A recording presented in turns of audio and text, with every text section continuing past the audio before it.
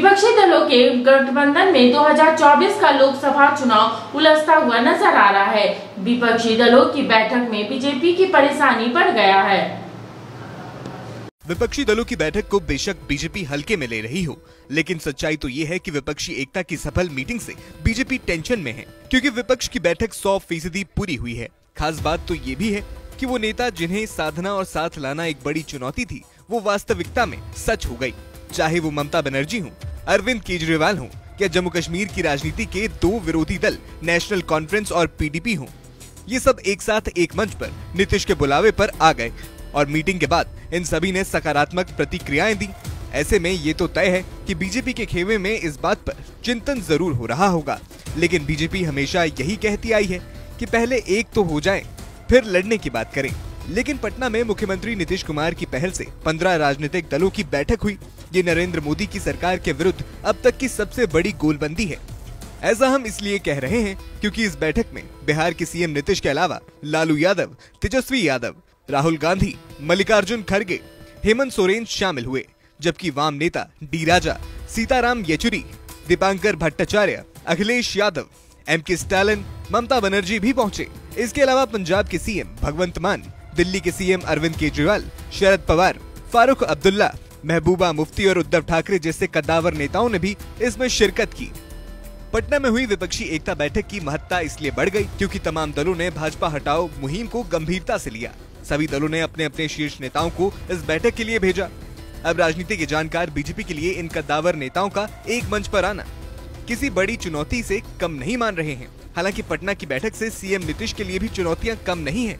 अगर नीतीश कुमार संयोजक बनते हैं तो आने वाले समय में गठबंधन से जुड़े सभी मुद्दों को सुलझाने का जिम्मा उन पर होगा। इसमें लोकसभा सीटों का बंटवारा करने के लिए फॉर्मूला तय करना, कांग्रेस के आमने सामने की लड़ाई लड़ने वाली ममता बनर्जी की टीएमसी, अरविंद केजरीवाल की आप, शरद पवार की एनसीपी आदि से बेहतर तालमेल बिठाने की नीति तैयार करना अहम होगा। साथ ही मोदी सरकार और बीजेपी को कैसे किन मुद्दों पर घेरा जाए, इसे लेकर भी नीतीश कुमार को अहम भूमिका निभानी होगी। इधर दिल्ली के मुख्यमंत्री अरविंद केजरीवाल को लेकर जो तरह तरह की बातें उछाली जा रही हैं, उसके बहुत कुछ मायने हैं नहीं। उसके पीछे की वजह है कि केजरीवाल जिस अध्यादेश के बारे में कांग्रेस से सहमति चाह रहे हैं, वो मसला सदन के भीतर का है। ये बात बीजेपी भी समझती है कि कांग्रेस निश्चित रूप से उस अध्यादेश का विरोध करेगी। अगर सचमुच आप अध्यादेश का बहाना कर अलग होकर अलग चुनाव लड़ना चाहती है, तो भी बाकी बचे 14 बड़े दल बीजेपी को बड़ी चुनौती देते दिख रहे हैं। अब बात नीतीश के असली लक्ष्य की, तो आपको बता दें, साल 2019 के लोकसभा चुनाव में बीजेपी ने महज 43% वोट पाकर लोकसभा की 300 से ज्यादा सीटों पर कब्जा किया था, लेकिन 57% वोट उसके खिलाफ पड़े थे। इसलिए मुख्यमंत्री नीतीश कुमार इसी वोट बैंक यानी 57% पर निशाना साध रहे हैं। बीजेपी भले ही विपक्षी एकता की इस मुहिम को भ्रष्टाचार में डूबी पार्टियों का ठगबंधन करार दे रही हो, लेकिन फर्क बीजेपी को भी पड़ा है। वो अमित शाह जो 400 सीटों का दावा करते नहीं थकते थे, अब वो 300 सीटों को जीतने की बात कर रहे हैं।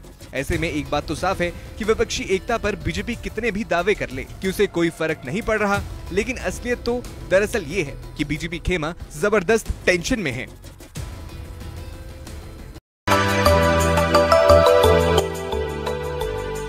मिनी लंदन मैक्लुस्कीगंज प्रकृति की गोद में बसा ड्रीम डेस्टिनेशन आपका कर रहा है इंतजार। आइए अपने यादगार लम्हों को बिताइए ड्रीम डेस्टिनेशन में। राजधानी रांची से महज 50 किलोमीटर दूर आपका अपना ड्रीम डेस्टिनेशन।